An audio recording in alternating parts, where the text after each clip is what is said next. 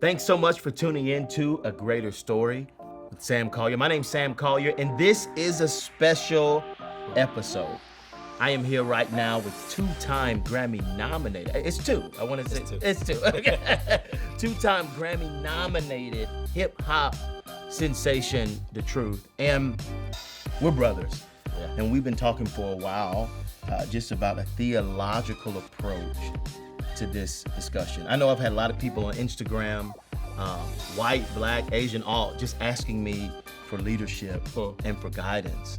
And I think what was missing from the conversation, and maybe it has happened in different areas, I'm sure people were tagging in the comments, but I think a large part of the discussion that was missing was a theological approach.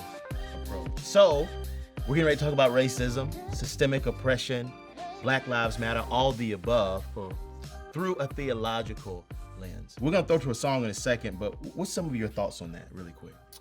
One of the things that's been interesting to me is to hear the things that are not necessarily being said.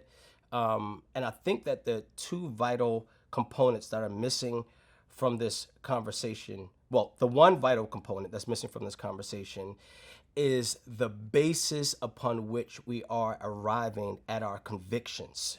Okay, so we're clear on what people's convictions are. Right.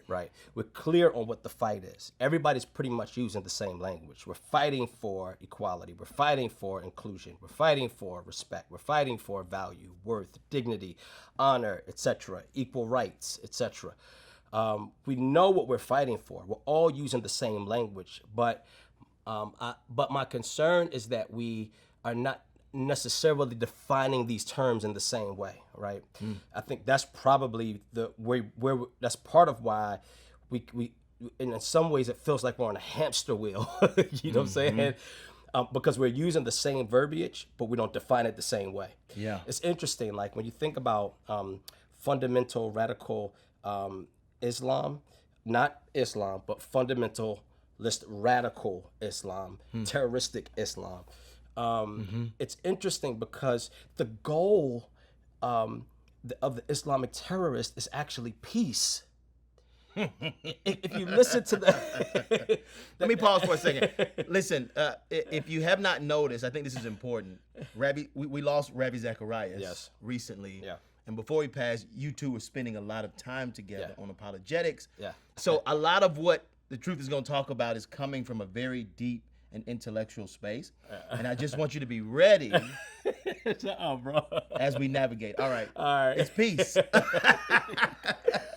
But that's always been fascinating to me, though, that really the fundamentalist radical terroristic Islamic movement is using the same verbiage as the Christian and the same verbiage as the humanist, that the goal is really peace. How we arrive there and what we mean by that is where there seems to be disagreement. And so this has been interesting to me, and that's why I like to take a step back and listen first, because this has been interesting to me because I'm listening to the verbiage, I'm hearing the language that's being thrown around. I just don't know if we all mean the same thing by what we're saying. And a big part of the reason why there's a difference, fundamental differences in how and what we mean by what we're saying, is because we're missing a rational basis. In other words, the piece that's missing is we're using the same language, we know what the fight is, we have these strong convictions, but on what basis? You see what I mean? On what rational basis? So the question is not whether or not humans have the right to be deemed as valuable and have and having some sense of worth. That's not the question. I think that we agree across the board on that issue. But the question is, on what basis are we making that determination? And so for the Christian, I think this is where we enter into the conversation, right? Our conversation, like, because Christians have to ask themselves, what are we saying that's different? In other words, where is the uniqueness of Christianity? There's some stuff that's consistent across the board, whether Christian or non-Christian. You can be any faith of any creed, any faith, any culture, and we're all saying the same thing. There are conciliatory themes That we're all kind of, everybody can lock arms on Yeah. these issues, but the Christian has to ask themselves what we are saying, what we're adding to the conversation that's radically, fundamentally different than what everybody else is saying. That's where Jesus was unique.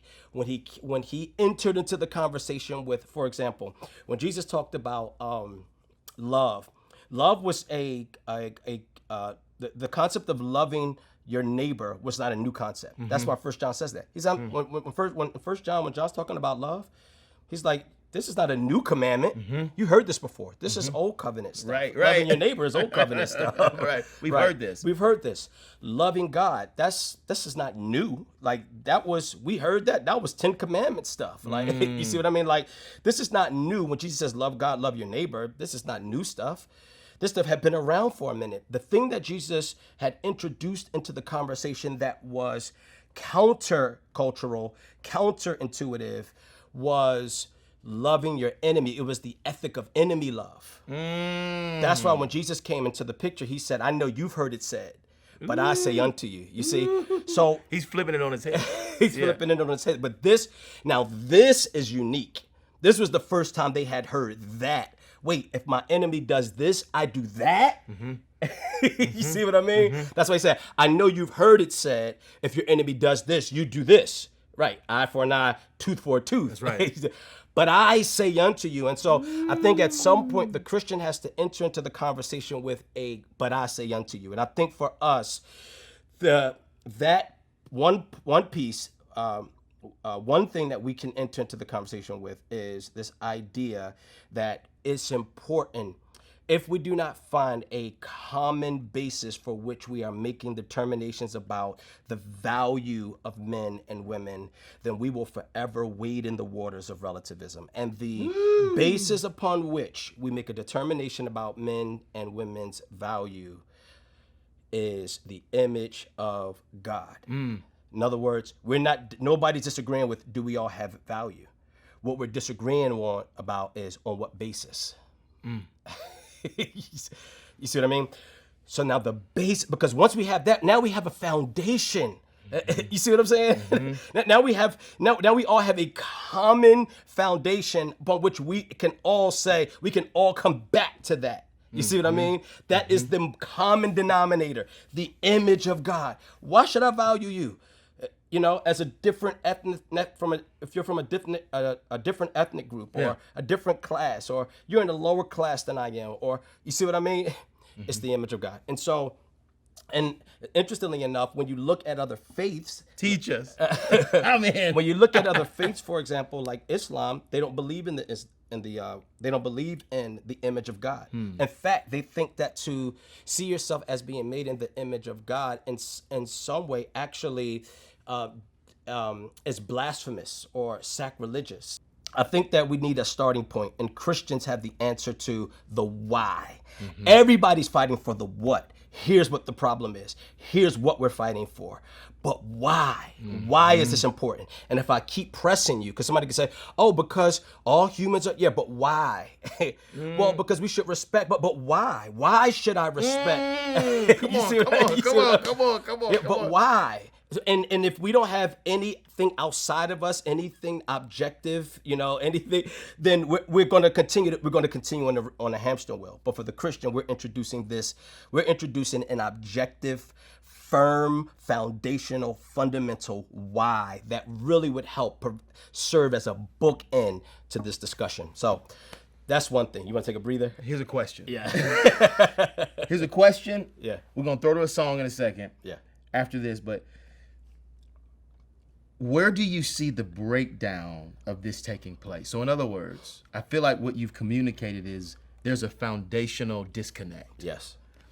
Yeah. How does that play out in the tension that we see today? Because the foundation is missing, what is the result of that? The consequence of it is the fact that we don't really, if we don't know, if our actions and our activism and the way that we interact with one another is not informed properly, that impacts everything, doesn't it? It's not just race or religion, it's everything, right? In other words, it's important that I'm informed, that I have an understanding of why for everything. You see what I mean? For my faith and my marriage. And you see, I need to be able to answer the question, why? No matter in every arena of life, with every, you see what I mean? With every significant relationship that I have, with every purposeful, meaningful thing that I do, I need to be able to answer the question of why. It has to be informed.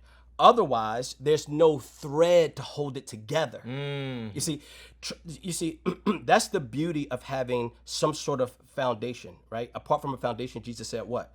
When the storms come, the house blows down, right? You're saying the house blows away, right? It collapses, it falls apart. That's right. When there is no foundation.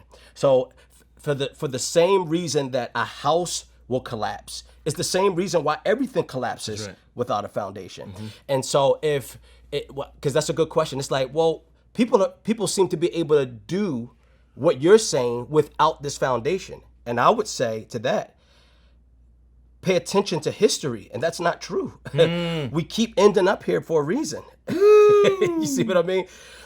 Because my value system has to be predicated upon something that is outside of me.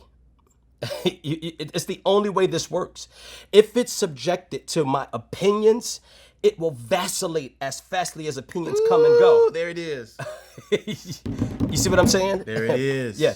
If it's subjected to my conditioning, it will vacillate. I will vacillate as quick as if it's rooted in my circumstance, it will come and go as quickly as those, because all those things they ebb and flow. None of that's constant.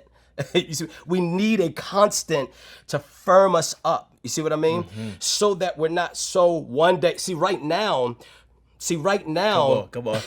See right now. I saw it. People can.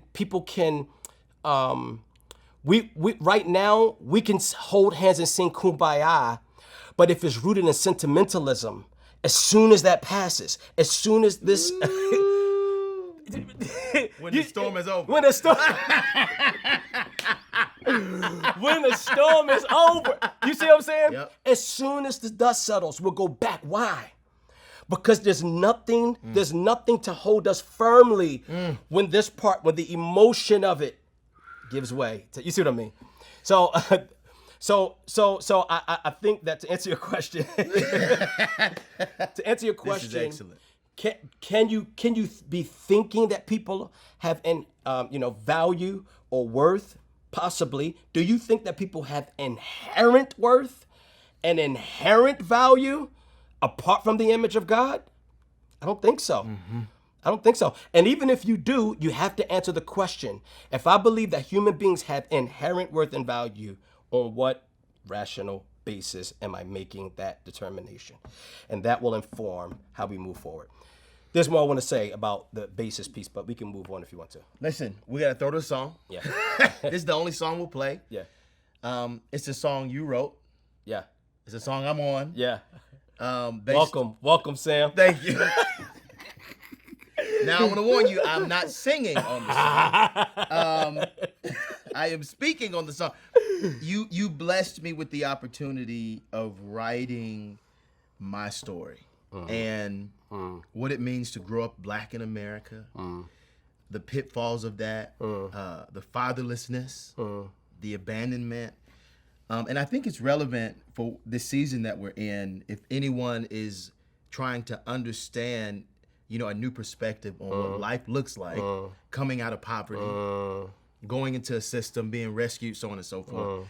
The book is called A Greater Story. The song is called A Greater Story. It's on iTunes. It's all that you can go get it. But we'll play it. We'll be back.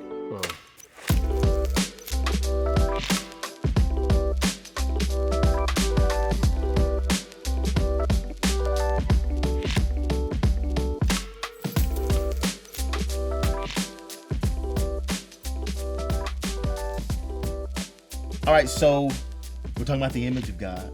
Yeah. In a second, I want to talk a little bit about Jesus, about where does Jesus fit into this, but I want to push a little bit more on the implications of what happens when you don't have the proper why. or when you're not, or maybe you know it's there, but you're not leaning on it. You're leaning on something else. That's good. You know what I'm saying? Because I would say that's good. for the vast majority of Anglo-Christians that find themselves arguing on the other side, per se, most Christians know where or what the why is. It's like, look at the image of God, right? And some don't. Let me go ahead and say that. And people in general, we're not outside of the faith. Yeah. But I think we pick and choose when to lean on it and when to lean on. That's good. Our, you know. Yeah, that's so good, bro. So the implications. Yeah. I think we would probably argue less, huh? Well, you know what? Here's the thing. I think I have a perspective that we'll be arguing even in the eternal state. Okay. Come on. I don't think that to argue is problematic. Yeah. I think arguments are healthy, right? The tensions are even healthy. As uncomfortable as they might be, they're necessary, you know. What's the difference between an argument and an attack? And I guess maybe I'm leaning on the attack side. Yeah, I see. Yeah. I see. I think that an attack, Dr. Zacharias said something that always stuck with me. He said, people are equal, ideas are not. You know, people are equal, ideas are not. And I think that when they're called in logic or reason, they're called ad hominems. And an ad hominem is when you attack the person, something about the person. You bald head. Yeah, that's the talk. Because you got your lineup today. You on me. That's an ad hominem when I attack you, the person, something about you, right? Whereas an argument can simply be us having a disagreement about ideas. You see what I mean? And what's important, the reason why the image of God is such an important piece to, like you said, lean on in those conversations is because it holds me accountable so that I steer clear of the ad hominems. I steer clear of name calling. I steer clear of being condescending and disparaging. I steer clear, you see what I mean? As tempting as it might be, this idea that, but I'm talking to another image bearer, puts you back up here again. You see what I mean? And because typically we're name calling and all of those things because we think our idea to be superior to yours. And we think ourselves to be superior to you.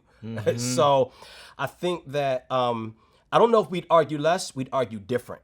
You see? Yeah. And I'm not picking on white people in this moment at all. Just, the reason I brought that up is because I think, and there are a ton of people watching, it's two black men talking about race, you know, from a theological lens. What we see in the world today, specifically from the perspective of the person of color, is they feel attacked when they're trying to stand up for themselves or fight for their dignity and worth. There's an emotional thing. And again, I think there are people on both sides that's doing a little too much. You know what I'm saying? Like, for sure. But for the most part, I do want to lean a little bit more into that, you know, when Christians are, you know, it's like, hey, I'm just fighting for my, you know, Black Lives Matter. It's like, whoa, like, anyway, go ahead. Yeah, and I think this is not, you know, this is not new. These are issues that have, that we've had challenges within the church forever. I think you see Paul constantly, many of Paul's writings are actually dealing with these kinds of conflicts within the church. When you read Romans 14, Come on. You're dealing with an issue of differences. You know, one person thinks one day to be holier than the other person, and therefore thinks themselves to be better. You see, like that's the whole thing. You know what I mean? You got to look at what's going on. You got to look at what the rock of the church was wrestling with. Peter. Peter was super prejudiced, bro. He was mad racist, bro. He was mad racist. He was. Paul rebuked him because of it. You see what I mean? The Bible says that he rebuked him to his face when he tried to pretend like he wasn't with the Gentiles. You see, this is not new, bro. Right. It's the reason why when the cloth fell from the heavens with the animals, and Peter said, I can't eat this. You see what I mean? Yeah, it's unclean. It's the same thing. We might not use that verbiage, but it's how we see each other. Yeah. You see what I mean? Like, this is not new. We have had these issues forever. And so I think that, again, what Paul helps us to understand is how to disagree, how to live with our deepest differences, how to live in harmony and in unity one with another, even with our deepest differences. I mean, it is what it is. Even if we disagree, even if we cannot land on, even if you continue to watch Fox News and another person continues to watch CNN, even if one person is, a Republican and the other person is staunch Democrat, and they're both heavy on, extreme on both sides. Is there a way for us to be ecumenical and find a sweet spot? Well, what is the thing that would hold us together? Like, if we're divided on all these things, we're divided doctrinally, we're divided, sociologically, we're divided. You see what I mean? We can't agree on, what does Paul say? Will pull us together. He says it's love. That's what Romans 14 says. That's what 1 Corinthians 13 says. You see what I'm saying? He says when we can't seem to agree. Now, he corrects the problems. He corrects people who think themselves to be superior to others. It was the issue even with the spiritual gifts, bro. Think about it. True. Think about it. Paul the Apostle was addressing the church of Corinth, and the reason why he had to even bring up the fact that love is the greatest of all the gifts is because the Corinthian church was placing a high premium on the high profile gifts. Right. Yeah. Prophecy. You got prophecy, you got healing, you see what I mean? Like, you got the gift, and that's who they gravitated. Oh, the prophet coming. You see what I'm saying? Like, that's who they gravitated towards. So Paul the Apostle, and he said, listen, neither of you is greater than the other. Listen, they were wrestling with prejudice, with the gifts. Like, none of this is new. Okay. My point is that, so he gets to 1 Corinthians 13, after he says that, the toe is not greater than the head, and blah, blah, it just goes into that whole thing. And by the time he gets to 13, he says, the greatest of all of these is love. Come on. Like, love has to inform, even as I look at, like, the kind of the law and order thing we have going in our country right now. Like, this is a law and order state right now. I mean, law and order country right now. And I'm like, dag, law and order, that's a God idea. Law and order are both God ideas. Again, what we mean by those. The basis. The basis upon which we're, okay.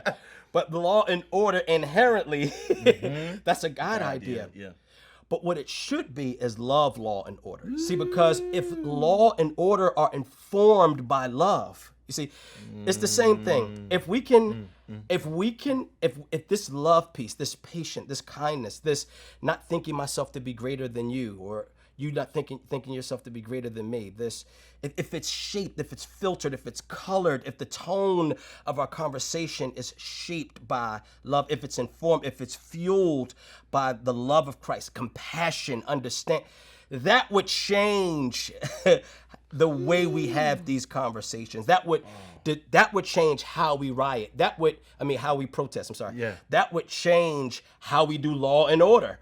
You see what I mean? Law and order informed by compassion looks a lot different. I gotta stop. I gotta pause. I have to pause right here because I think we have to talk to the justice system for a second because could you imagine a world, a police force, a justice system that was love first, then change it? That's what we're missing. That's what we're missing. And watch this. And that's why the ethic of enemy love is so critical. Because how do I do this love thing with the people I don't like? You see, how do I do this love thing with people that I have a hard time seeing as equal to me? You see what I'm saying? How do I do this love thing with, and I think that's why the ethic of enemy love is so important here.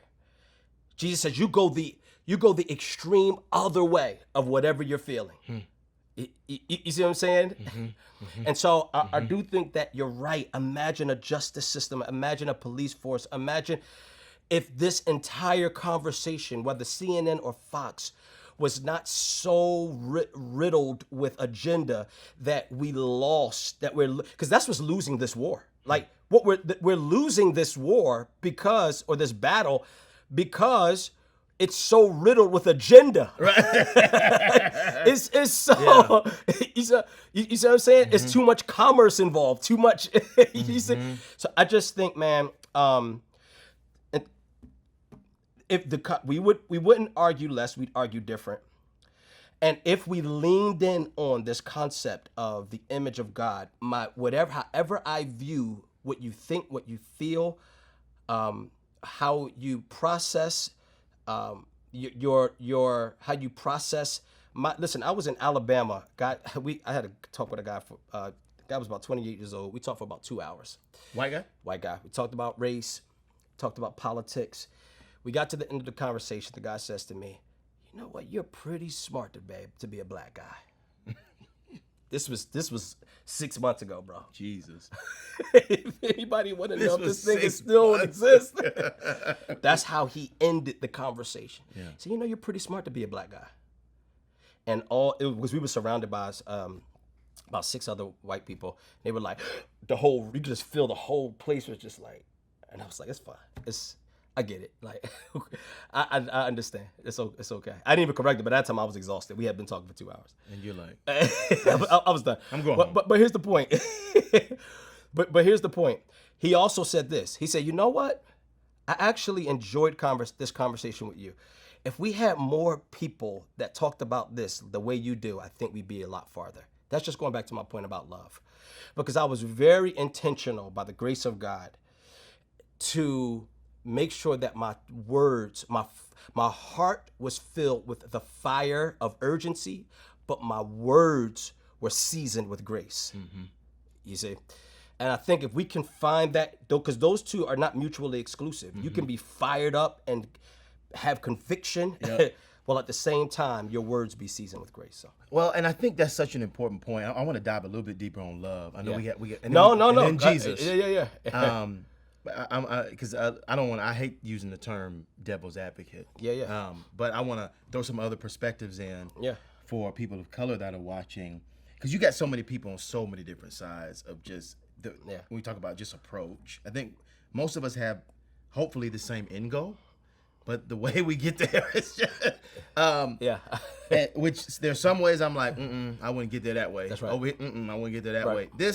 There are some ways that don't line up with even the Christian ethic, which I don't have time to go on. Yeah. But I do think what you're saying about this idea of, it is possible to speak truth to power. For sure. Without holding your tongue. For sure. While also being loving. And this is where I kind of get lost in the conversation because, when everything went down, I was just like, man, where do I stand? I was trying to find examples, and I had to go back to 1965. I had to go watch King. I had to go watch MLK clips. Yeah. And he held both truth, unfiltered truth, justice, with compassion, love, and nonviolence. It was just this. Oh yeah. I don't know how it was just like. Yeah. You're like, okay, what?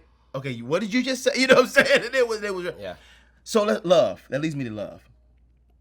When people hear love, they hear don't protest. Right? That's good. When people hear love, they hear protest is bad. They hear, no, that's weak. We gotta fight. Yes. For this world to be different. Yeah. History would say, right? Protest did lead us there, obviously. Yeah. In terms of nonviolent. Yeah. King.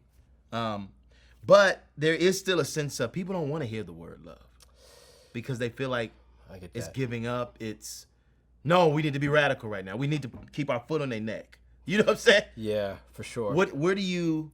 Yeah, I think, but I think there's this, there's this, there's, particularly in the West, there's just kind of this weird relationship that we have with duality that they don't have in the East, right? Or is less of it in the East. In Eastern culture, there's this duality is the order of the day. Like, I am both and. That's a gift and a curse, you know. You see, like they understand these are not mutually exclusive ideas. But in the West, we're I think we even talked about this before. We're very much, we're more about choosing one or the other. You see what I mean? We look at the back of the Us Weekly magazine and we see two people who had the same dress on at the same, red carpet event. And what do we say? Who wore it best? Right. Right. Who wore it best? Right. There's this. I think kind of unfounded, unhealthy understanding of what it means to live in a both and world. You know what I mean? And I think the reason why it's difficult, is because it's uncomfortable to be both and. You see what I mean? Like, but it's also necessary. As uncomfortable as it is, it's necessary. And so when I think about Jesus, right? I think Jesus is obviously the best example of this, right? Where I think even the cross gives us, his life gives us this. But if we were to go to the culmination of all things, which is the cross, resurrection ultimately, but we look at the cross of Christ and we see a convergence of all of these things happening at the same time, don't we? Wow. We see a Christ who loved us and loves us enough to die for us. It scarcely would a righteous man die. You said, while we were yet sinners, Christ died because he loved us, right? While at the same time we see the cruelty of the means by which that death was accomplished was the cruel act of the cross. You see, like there's two things coming together: the cross, which represents justice, Jesus. You see, that the cross, which represents justice, right? Yeah. And the love of God, which is the death itself. You see, all happening at the same. You see mercy, you see justice, you see love, all happening at the same time. It's a convergence of all of those things. You see what I mean? The intersection of all of these things is happening at the same time. But if we look at the life of Jesus, we see something very similar. We see Christ who is compassionate, performing miracles, restoring the sight of the blind and the hearing of the deaf and bringing the dead to life. And you see, like we see the love of Christ, expressed in so many different ways. The way he communicated, the way he engaged, the tenderness of his tone. But he didn't stop there, because you also see him sternly rebuking the religious leaders. Ooh, you're right. He got up in there. Sternly, you brood of vipers. Yeah. So he goes from the Samaritan woman, where he's like, if you only knew the gift of God. Then, you see what I mean? There's this tender ginger tone, to you brood of vipers, you whitewashed tombs, like, whoa. like, who is this man? Yes. Yeah. There's right, but it's both and. It's not one or the other. I think you see this when Jesus is turning over tables. The one thing that we probably don't think about in that moment is that one of the reasons why Jesus was so adamant in that moment, while he was cracking the whip and turning tables, was because there was actually corruption going on. This wasn't purely theological. The issue was, remember what he said? He says, my temple is a house of prayer for all nations. Teach. Well, what were they doing? What was the frustration? Why was he so angry? That's the first, probably and only time we saw him turn up like that. Well, what would make him so angry? It was the corruption. The corruption that actually hindered access. Oh my gosh. Oh my God. Because what the religious leaders were doing when they when pilgrimages were made to Jerusalem every year. And when they came to come to the temple, you had to bring an offering. You had to bring an offering, and what the money changer, what they were doing was, if your offering was unacceptable for whatever reason, they would mark it. They would mark it, so they would do two things. They would mark it so as to upcharge you. Like, you ain't giving up. All right. You ain't giving You up. ain't giving up. We need to look. Bro, I was in Ethiopia, right? I was in Ethiopia, and I was staying in this hotel, and they could tell I'm American, so they waiting for us. So I got there. Right. I went downstairs to get a trial-sized toothpaste, bro. It was this big. It was Crest. I went to get a trial-sized toothpaste, bro, and the lady told me, she looked at me, she was looking down to whatever she was doing. She saw who I was American.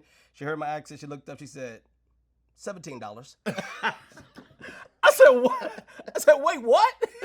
It was this big, bro. That's 99 cents at Target.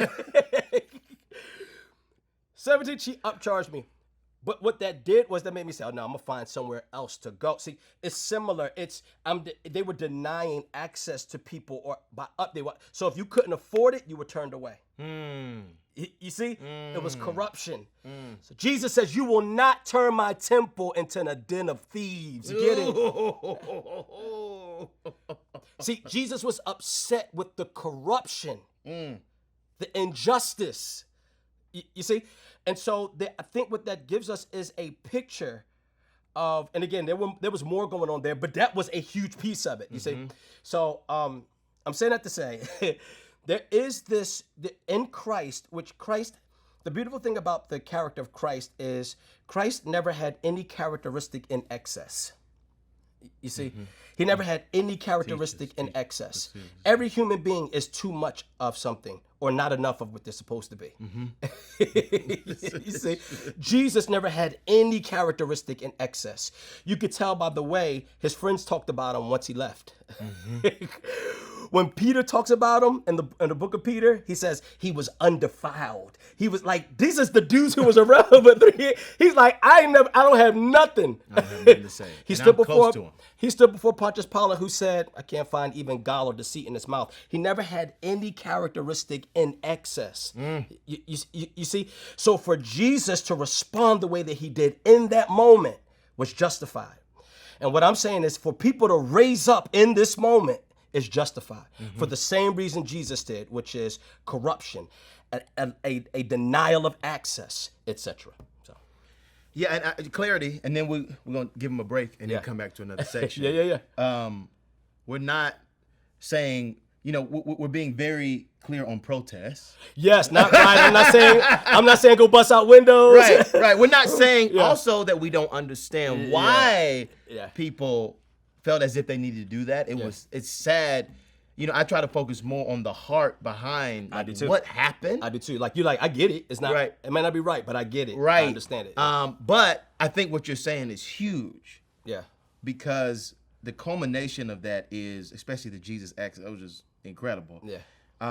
What we have in this discussion are either people with nothing but justice. Yes. Or nothing but love. Yes. And what you're saying is, and I would totally agree, and that was my tension. Yeah. That's why it was hard for me to find my place in this. Yes. It's like, no, I see the wrong. Yes. And we need to talk about it. I also hear the cry of the streets. Yes. I also feel the heart of Christ, like the love. Yes. And it all feels just, yeah. And it was very difficult to find all of that in one. I had to go back to King, but can I say something? Please. But that's also, again, because we're so accustomed to compartmentalizing. It's like these ideas, and that's part of our brokenness though, isn't it? Like these ideas are not as at war as we think they are. Think about the 10 Commandments. What do we have with the 10 Commandments? We have law and love. It's all like there's no what's the word I'm looking for? Disjointedness. Is that if that's a word? Yeah, it's not disconcerting. We know what you're saying. Disjoint, right? You've said so many big words. Right.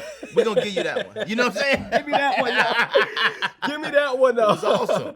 But it's law and it's love. It's all wrapped up in one. That's why Jesus, when they said, what do we do with all of this? What is the greatest of the commandments? And he said, love the Lord thy God with all your heart, soul, and mind, and your neighbor as yourself. Because essentially what he's saying is that the law that you're trying to pin me with is not mutual, and the love that I've been pushing, those two things are not mutually exclusive. They're not at odds. They're not at war. And if we could wrap our hearts and our minds around justice and love are not at war. Justice has to be informed by love. You see, right? Law has to be informed by love. You see, that's what it is. It's not this separation. It's not. You see what I mean? Yeah. So I think that's what's critical. Like, if love, when we talk about love, all we're saying is the love of Christ has to inform your fight. That's it. If you're an activist, the love of Jesus has to inform your activism. If it's not soft, it's not weak, he turned the tables. He called them brood of vipers. You see what I mean? But it's not only that, it's also ginger. So for the people who are ignorant, come on. For the people who are ignorant, you treat them like the Samaritan woman, ginger, tender. Let us reason together. The people who are arrogant, you treat them like the Pharisees. You see, I think that it's important to really take note of how Jesus. The reason why we're turning up is because we're dealing with Pharisaical type government. You see, so what? Oh yeah, I gotta get through this boy. It hit me, and if it hit me, it hit them. Bro. But you see what I'm saying? Like this. Like if we can, so when we talk about love, all we're saying is that to let all of what you do, whether it be the conversation that you're having or the fight in the street or the protest or whatever you do, whether you're in politics or you're on the ground, whatever you do, whatever your role might be, make sure it's informed by love. And sometimes though, that love, the Bible says this, that the reason why we know God loves us in Hebrews is because he disciplines. Come on. See, so love isn't sentimentalism. It can be. Mm-hmm. That's not all it is. Mm-hmm. You see, I'm done, y'all. Let's go. Okay. All right, let's go, bro. Let's go. We got more to go. We'll be back. We gotta go, bro.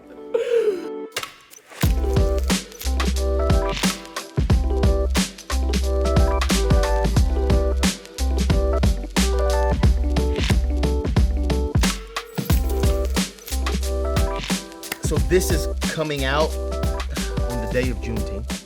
Yeah. We celebrate the emancipation of slaves. Right now, there are people probably marching. I'm at a march right now. Whenever this is coming out, I know. I've been invited. I'm speaking. But I think what we see in our world, and what's interesting to me is that I've been able to be a part of the international conversations as well as the local. Because the Aboriginals are rising up in Australia, and the Indigenous in Australia, and the Black and Brown people in London. I mean, it's God. God is moving. Yeah. And he is promoting the liberation of Black and Brown people around the world. Yeah. And it's everywhere. That's so good. And so, as we close, I'd love to talk about solutions. For sure. What's the way forward? What should leaders be doing? What should they be thinking? Because I think this has been missing, in my opinion. And there are other pockets. I'm sure people will tag it in the comments. No, you need to hear so and so. Yeah. But at large, I think this was missing from the conversation, a theological discussion and approach, so that we have a proper basis. That's it. Yeah. So, what's the way forward? What should leaders be doing?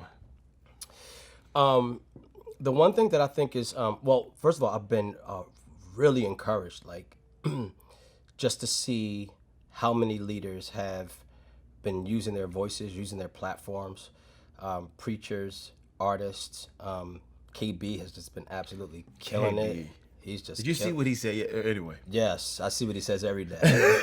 And he's just. Shout out to KB. Shout out to KB. You killing it, bro. Keep going. Yeah, he is. KB's killing it, but everybody from KB to Bishop Jakes to Matt Chandler, And Matt Chandler, just right? they just and you can tell. Another thing that Robbie would say is that an opinion is something that you hold, but a conviction is something that holds you.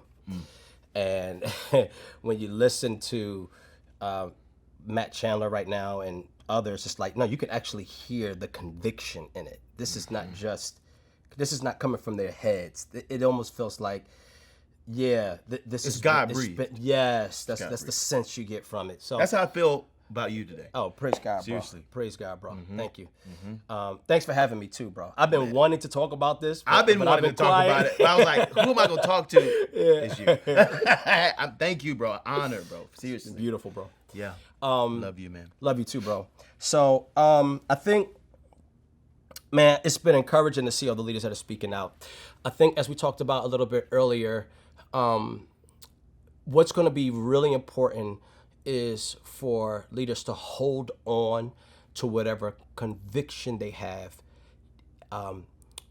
divorced from the feeling that might accompany it right now. Because right now there's a feeling that accompanies the conviction.